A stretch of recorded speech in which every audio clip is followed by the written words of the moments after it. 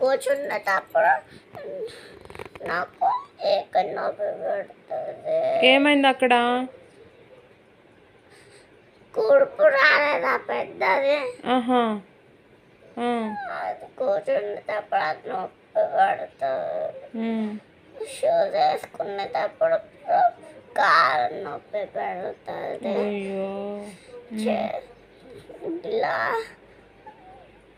కూర్చునేటప్పుడు కూడా చేతి కూరను రాసేటప్పుడు చేతి నొప్పి పెడుతుంది.